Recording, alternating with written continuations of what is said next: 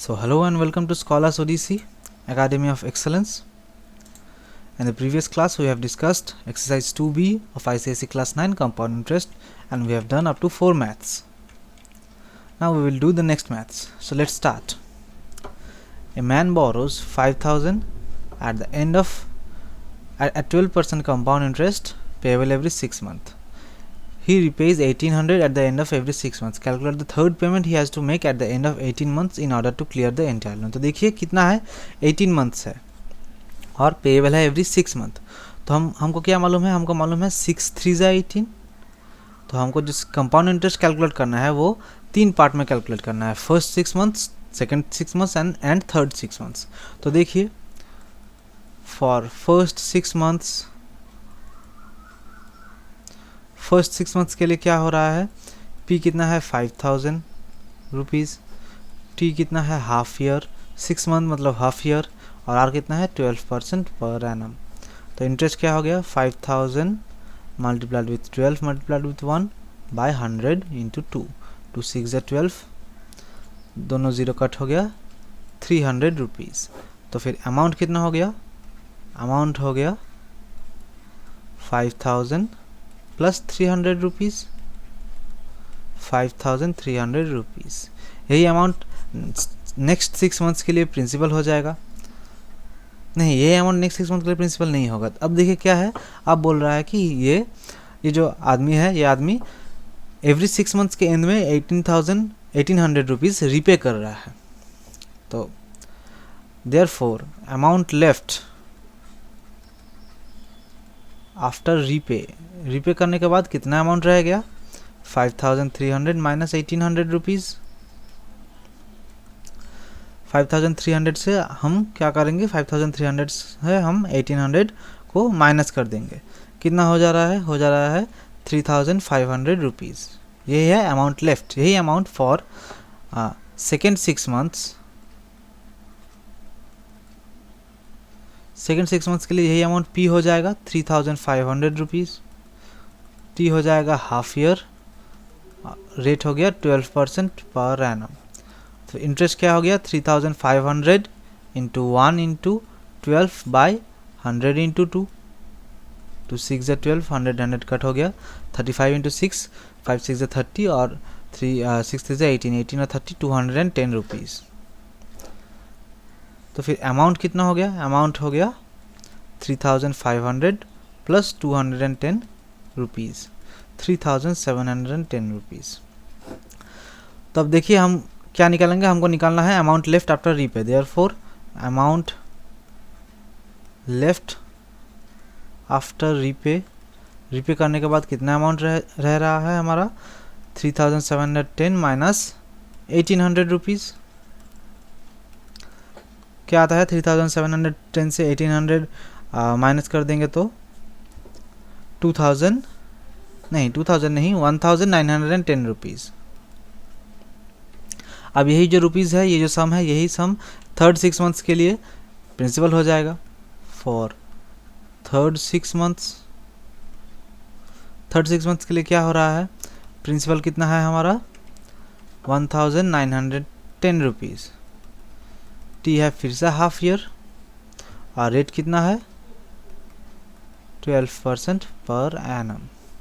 तो फिर इंटरेस्ट क्या हो गया 1,910 इंटू 12 इंटू 1 बाय 100 इंटू 2, 2 6 जा 12, एक ज़ीरो कट हो गया. कितना हो रहा है, ये हो रहा है 1146 डिवाइडेड बाय 10, क्या हो रहा है 1,114.60 रुपीज़. यही हो गया इंटरेस्ट. तो फिर अमाउंट कितना हो रहा है, अभी अमाउंट हो गया 1,910 प्लस 114.60 रुपीज़. ये हो गया हमारा amount.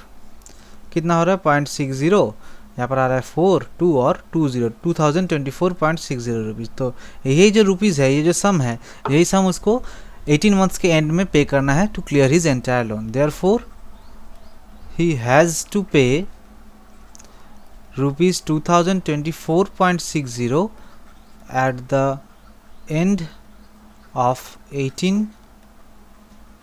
months to clear his entire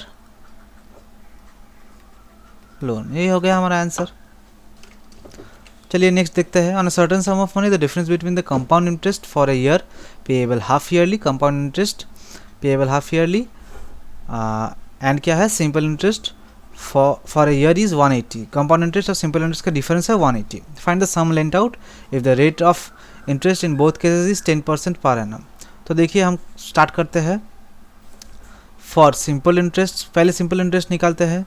क्या है हमारा P है x रुपीज़, ये हम पकड़ लेते हैं, ये हम पकड़ के चलते हैं क्योंकि ये हमको नहीं बोला है, यही हमको निकालने के लिए बोला है, तो इसी को हम x पकड़ लेंगे। P equal to x rupees let T equal to कितना है 1 ईयर, रेट कितना है 10% पर एनम। तो फिर हमारा इंटरेस्ट क्या हो गया x इंटू 10 इंटू 1/100 रुपीज़, कितना हो गया x/10 रुपीज़। अब देखिए कंपाउंड इंटरेस्ट कैलकुलेट करेंगे। कंपाउंड इंटरेस्ट कितना है पेएबल हाफ ईयरली, तो दोनों पार्ट में कैलकुलेट करना पड़ेगा। Half year plus half year equals to 1 year. तो देखिए for compound interest for first 6 month नहीं, for first half year, half year के लिए फर्स्ट हाफ ईयर के लिए क्या है फॉर फर्स्ट हाफ ईयर क्या हो गया P है हमारा x रुपीज़, T है हाफ ईयर और R है 10% पर एनम। तो इंटरेस्ट क्या हो गया x इंटू 1 इंटू 10/100 इंटू 2। देखिए एक ज़ीरो कट हो गया, कितना हो रहा है x/20 रुपीज़। तो फिर अमाउंट कितना हो गया, अमाउंट हो गया x प्लस x/20 रुपीज़। क्या हो रहा है ये x/x प्लस 20 मतलब 20x प्लस x/20 मतलब 21x/20 रुपीज़। ये हो गया हमारा फर्स्ट ईयर के लिए अमाउंट, फर्स्ट हाफ ईयर के लिए। अब देखिए सेकेंड हाफ ईयर के लिए क्या होगा, यही अमाउंट प्रिंसिपल हो जाएगा। तो देखिए यहाँ पर करते हैं for second half year, second half year के लिए क्या हो गया प्रिंसिपल हो गया 21x/20 रुपीज़। टी हो गया फिर से हाफ ईयर और रेट हो गया 10% पर एनम। तो इंटरेस्ट क्या हो गया 21x into 10 into 1/20 into 100 into 2। देखिए ये ज़ीरो कट हो गया और क्या हो रहा है और कुछ नहीं हो रहा है। कितना हो रहा है 21x/40 इंटू 10 400। ये हो गया इंटरेस्ट। तो फिर अमाउंट कितना हो गया, अमाउंट हो गया 21x/20 प्लस 21x/400 रुपीज़, 400 ही होगा। तो 20 इंटू 21 कितना हो रहा है 2 4 420x प्लस 21x कितना हो रहा है 441x/400 रुपीज़। ये हो गया amounts, total amount compound interest का। तो फिर कंपाउंड इंटरेस्ट निकालते हैं। देयरफॉर कंपाउंड इंटरेस्ट क्या हो गया, देयरफॉर कंपाउंड इंटरेस्ट हमारा हो गया 441x/400 माइनस x रुपीज़। क्या हो रहा है यहाँ पर 400 आता है, 441x माइनस 400x रुपीज़ क्या हो गया 41x/400। ये हो गया कंपाउंड इंटरेस्ट और ये है सिंपल इंटरेस्ट। तो इन दोनों का डिफरेंस क्या है 180। So therefore according to the question क्या आ रहा है 41x/400 minus x/10 equals to 180 which implies 400। So 41x minus 40x equal to 180 which implies x equals to क्या हो रहा है 180 इंटू 400 72,000 रुपीज़। तो फिर therefore the some is 72,000 rupees. ये हो गया हमारा आंसर। समझ में आया बच्चों? अब देखिए a manufacturer estimates that his machine depreciates by 15%। Depreciates मतलब मशीन का प्राइस जो है वो हर ईयर में घट रहा है, मशीन का प्राइस कम हो रहा है। कितना रेट से कम हो रहा है? 15% रेट से कम हो रहा है। If it's value at the beginning of the year, if its value at the beginning of the year, find the original cost of the machine if it depreciates by rupees 5355 during the second year। तो second year में क्या हो रहा है? Second year में depreciate हो रहा है 5355। तो देखिए, let the original cost of the machine is X rupees. So therefore, for first year के लिए क्या हो रहा है? डिप्रिशिएट कितना हो जाएगा? डिप्रिशिएट हो जाएगा 15% of X, 15% of X, X into 15/100,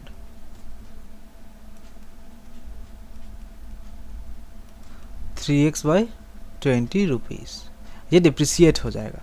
तो फिर फर्स्ट ईयर के एंड में अमाउंट मतलब मशीन का कॉस्ट क्या हो जाएगा? Therefore cost after first year, cost और वैल्यू ऑफ मशीन, कॉस्ट और value of machine after first year क्या हो रहा है? ये डिप्रिशिएट हो रहा है मतलब घट रहा है, तो इसको हमको घटाना पड़ेगा। x माइनस 3x/20 रुपीज़, तो क्या हो रहा है? 17x/20 rupees. अब सेकेंड ईयर के एंड में क्या हो गया? सेकेंड ईयर में हो गया इस अमाउंट का डिप्रिशिएट होगा कितना परसेंट? इस अमाउंट का डिप्रिशिएट हो जाएगा 15%। नाउ फॉर सेकेंड ईयर के लिए क्या हो जाएगा? सेकेंड ईयर के लिए डिप्रिशिएशन, सेकेंड ईयर के लिए डिप्रिशिएशन क्या हो रहा है? 15% ऑफ 17x/20, मतलब 17x/20 इंटू 15/100।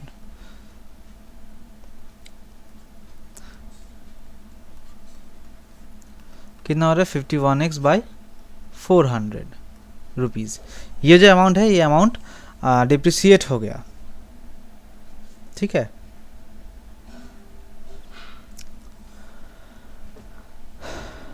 तो यही जो अमाउंट है, ये क्या बोल रहा है? यही अमाउंट किसके साथ इक्वल है? यही अमाउंट 5355 के साथ इक्वल है। क्यों? क्योंकि सेकेंड ईयर में हमको मैथ में बोल दिया गया है कि सेकेंड ईयर में अमाउंट डिप्रिशिएट हो रहा है 5355, तो हम इसको 5355 से सेम कर देंगे तो हमारा इक्वेशन निकल कर आएगा, और इससे हम x सॉल्व कर देंगे तो हमारा रिजल्ट आ जाएगा। So therefore according to the question क्या हो रहा है? 51x/400 is equals to 5355 rupees. x क्या हो रहा है? 5355 इंटू 400/51।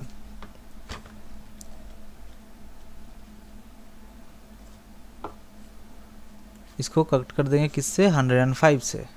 तो 105 इंटू 400 कितना हो रहा है? 5 4 जो 20 का 0 आ गया, और 20 है और 40 है। अच्छा, तो कितना हो गया? 42,000। So therefore cost of the machine का कॉस्ट क्या है? 42,000 रुपीज़। ईजी था हमारा, देखिए बहुत ईजी तरीके से ये हो गया। अब देखिए, a man invests 5,600 at 14% per annum compound interest for 2 years. Calculate the interest for the first year. For first year के लिए क्या हो रहा है? हमारा P क्या है? 5,600 रुपीज़। T क्या है? 1 ईयर, और रेट क्या है? 14% पर एनम। तो फिर इंटरेस्ट क्या हो गया? 5,600 इंटू 1 इंटू 14 डिवाइडेड बाय 100। तो क्या आ रहा है हमारा 56 मल्टीप्लाइड विथ 4, तो यहाँ पर आ गया 4 और यहाँ पर 200 तो 224 रुपीज़ ये हो गया interest, 224 rupees. So therefore interest for the first year क्या है, ₹224। ये हो गया एक आंसर, ये हो गया एक answer. Interest for the first year is ₹224।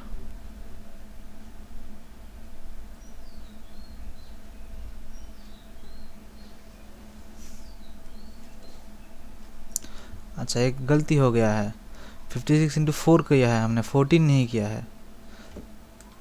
14 देखिए, हमने सिर्फ 4 को मल्टीप्लाई कर दिया था, लेकिन हमको 14 को मल्टीप्लाई करना था, तो क्या आ जाएगा 784 रुपीज़, 784 रुपीज़। ये हो गया इंटरेस्ट। सो देयरफॉर अमाउंट क्या हो गया, अमाउंट हो गया हमारा 5600 प्लस 784 रुपीज़, क्या हो रहा है 6384 रुपीज़। सो देखिए 2 नंबर क्वेश्चन का आंसर क्या है, the amount at the end of first year. So therefore amount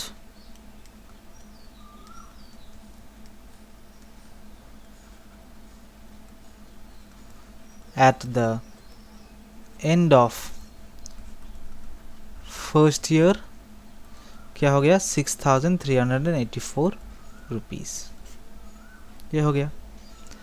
the interest for the second year correct to nearest rupees. So देखिए 3 नंबर मैथ स्टार्ट करते हैं। फॉर सेकेंड ईयर के लिए क्या हो रहा है हमारा, पी क्या है,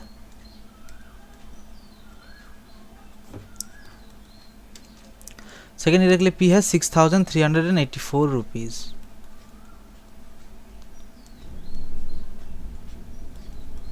टी क्या है 1 ईयर, और रेट क्या है हमारा, रेट है 14% पर एनम। तो फिर इंटरेस्ट क्या होगा 6384 इंटू 1 इंटू 14 डिवाइडेड बाई 100। देखिए अगर इसका हम करेंगे तो हमको ऊपर क्या आ रहा है हमारा 6384 मल्टीप्लाइड विथ 14,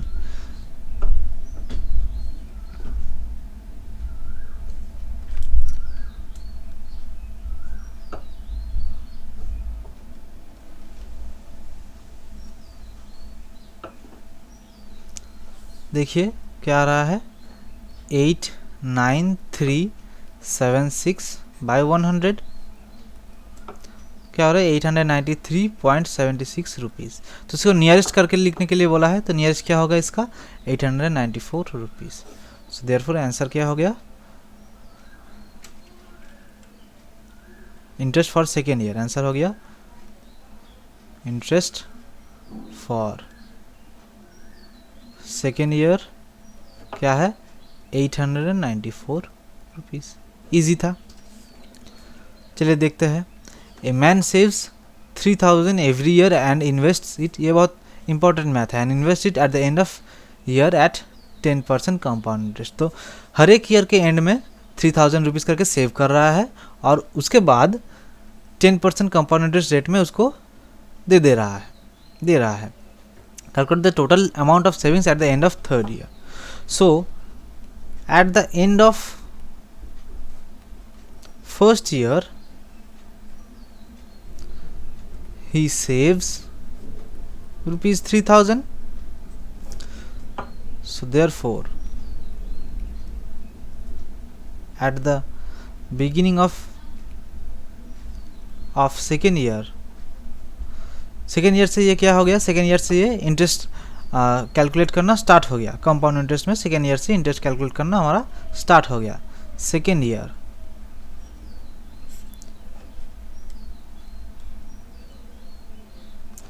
पी क्या है 3000 रुपीज़, टी क्या है 1 ईयर, और रेट क्या है 10% पर एनम। इंटरेस्ट क्या हो गया 3000 इंटू 10 इंटू 1 बाई 100, 10 10 100, 0 0 कट हो गया 300 रुपीज़। तो फिर अमाउंट क्या हो गया 3000 प्लस 300 रुपीज़, 3300 रुपीज़। अब देखिए सेकेंड ईयर के एंड में भी वो 3000 रुपीज़ सेव करेगा। सो therefore at the end of second year his total savings, second year के एंड में उसका टोटल सेविंग्स कितना हो गया 3300 प्लस 3000 रुपीज़, 6300 रुपीज़। यही हो जाएगा थर्ड ईयर के फर्स्ट में principal. So therefore at the beginning of third year के बिगिनिंग में क्या हो रहा है प्रिंसिपल हो गया 6300 रुपीज़, 6300 रुपीज़। टी हो गया 1 ईयर और रेट हो गया 10%। तो इंटरेस्ट क्या हो गया 6300 इंटू 10 इंटू 1 बाई 100, 630 रुपीज़। तो फिर अमाउंट क्या हो गया 6300 प्लस 630 रुपीज़, 6930 रुपीज़। अब क्या है थर्ड ईयर के एंड में भी वो 3000 रुपीज़ सेव किया है। तो therefore total amount at the end of third year 6930 plus 3000 rupees कितना हो रहा है 9930 रुपीज़। हमको क्या पूछा है मैथ में total amount of savings eight the end of third year. So therefore answer हम लिखेंगे total amount of savings eight the end of third year is rupees 9930।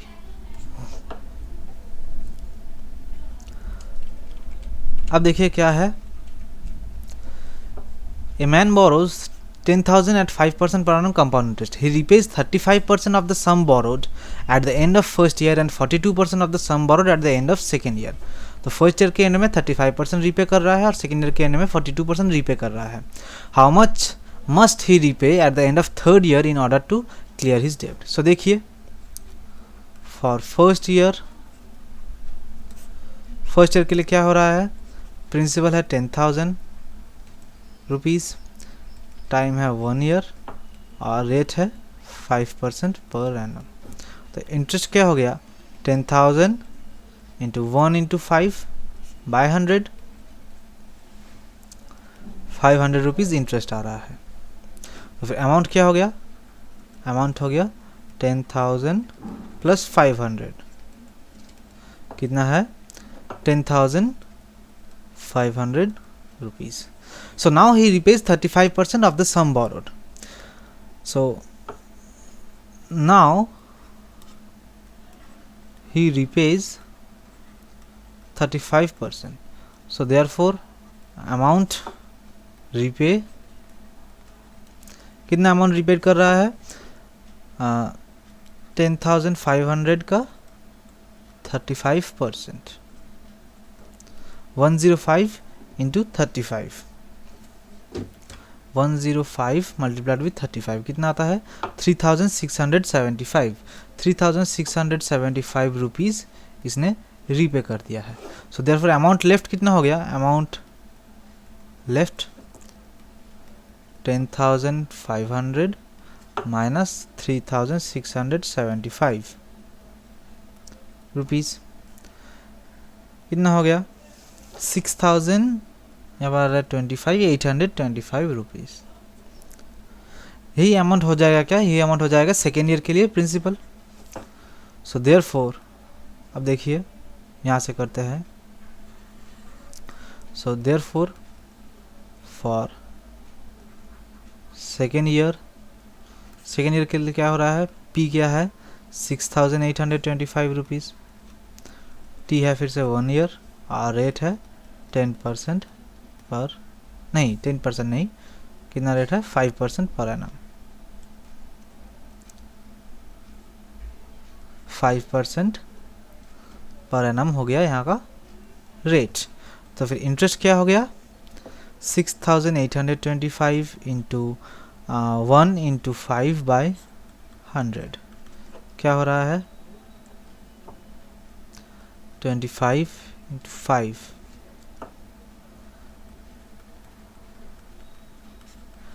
100 rupees, मतलब 341.25 रुपीज़, ये हो गया इंटरेस्ट। सो देयरफॉर अमाउंट कितना हो गया 6825 प्लस 341.25 रुपीज़, 25 आ गया यहाँ पर, 6 आ गया, 6 आ गया, 110, कितना हो रहा है 10,166, नहीं 10,000 तो नहीं होगा यहाँ पर तो, अच्छा यहाँ पर तो 1 है, तो 7,166.25 रुपीज़, ये हो गया हमारा फाइनल अमाउंट। सो इस अमाउंट का वो कितना रिपे कर रहा है, इस अमाउंट का वो 42% रिपे कर रहा है। Now he रिपेज 42%, so therefore amount repaid, कितना अमाउंट रिपे हो रहा है 7,166.25 का 42%।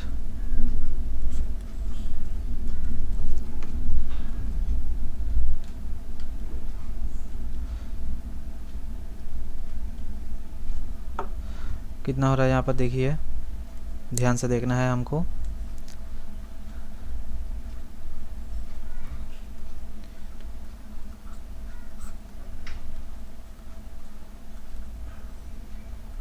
$3,009.8250 रुपीज़, ये अमाउंट रिपेड हो गया 3,009.8250 rupees. So therefore amount left to be paid,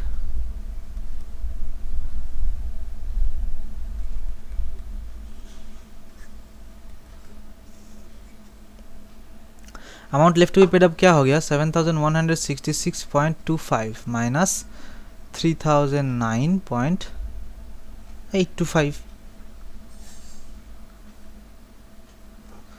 कितना हो गया, ये आ रहा है 4,156.425 rupees.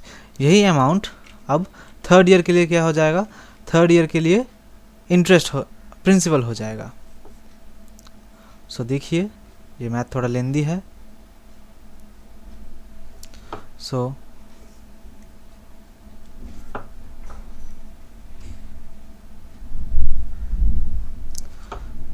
therefore for third year principal है 4,156.425 रुपीज़, रेट है फिर से क्या 5% और टी है 1 ईयर। तो देयरफॉर इंटरेस्ट क्या हो जाएगा 4156.425 इंटू 1 इंटू 5 बाई 100,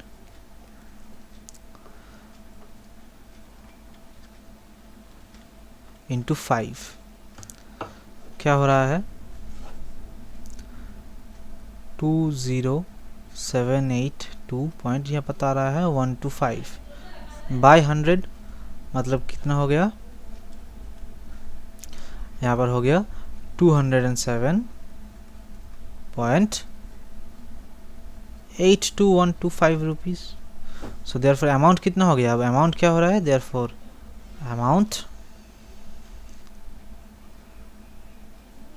अमाउंट क्या हो रहा है 4,156.425 प्लस 207.82125, रुपीज़।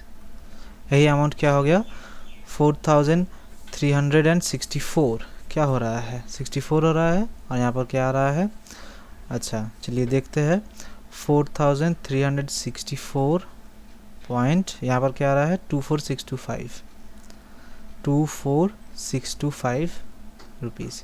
ये हो गया थर्ड ईयर के एंड में amount. So therefore third year के एंड में उसको इतना ही अमाउंट पे करना है to clear his entire debt. So therefore answer हम देखेंगे he has to pay rupees 4364.24625 to clear the debt।